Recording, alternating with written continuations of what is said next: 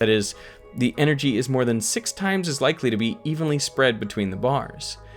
But if you add up all the possibilities, you find there's still a 10.5% chance that the left bar ends up with more energy packets than it started.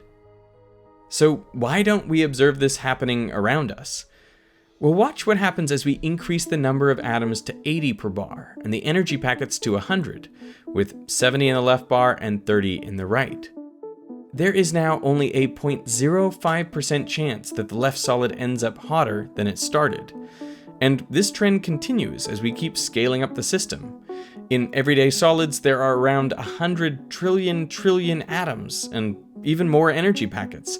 So heat flowing from cold to hot is just so unlikely that it never happens. Think of it like this Rubik's Cube. Right now, it is completely solved, but I'm going to close my eyes and make some turns at random. If I keep doing this, it will get further and further from being solved.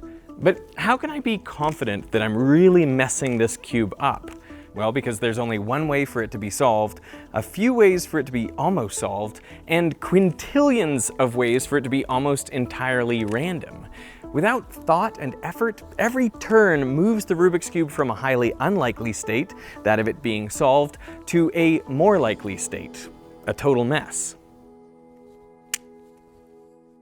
So if the natural tendency of energy is to spread out and for things to get messier, then how is it possible to have something like air conditioning, where the cold interior of a house gets cooler and the hot exterior gets hotter?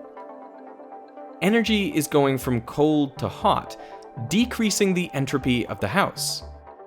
Well, this decrease in entropy is only possible by increasing the entropy a greater amount somewhere else. In this case, at a power plant, the concentrated chemical energy in coal is being released, heating up the power plant and its environment, spreading to the turbine, the electric generators, heating the wires all the way to the house, and producing waste heat in the fans and compressor. Whatever decrease in entropy is achieved at the house is more than paid for by an increase in entropy required to make that happen. But if total entropy is constantly increasing, and anything we do only accelerates that increase, then how is there any structure left on Earth? How are there hot parts separate from cold parts? How does life exist? Well, if the Earth were a closed system, the energy would spread out completely, meaning all life would cease, everything would decay and mix, and eventually reach the same temperature. But luckily, Earth is not a closed system, because we have the sun. What the sun really gives us is a steady stream of low entropy, that is, concentrated, bundled up energy. The energy that we get from the sun is more useful than the energy we give back. It's more compact, it's more clumped together. Plants capture this energy and use it to grow and create sugars. Then animals eat plants and use that energy to maintain their bodies and move around. Bigger animals get their energy by eating smaller animals, and so on. And each step of the way, the energy becomes more spread out. Okay, interesting. Yeah. Oh wow, I did not know that. There you go. Ultimately, all the energy that reaches Earth from the sun is converted into thermal energy, and then it's radiated back into space. But in fact, it's the same amount. I know this is You do know this is... I'm a PhD physicist. Oh, okay. But okay. anyway, I trust you.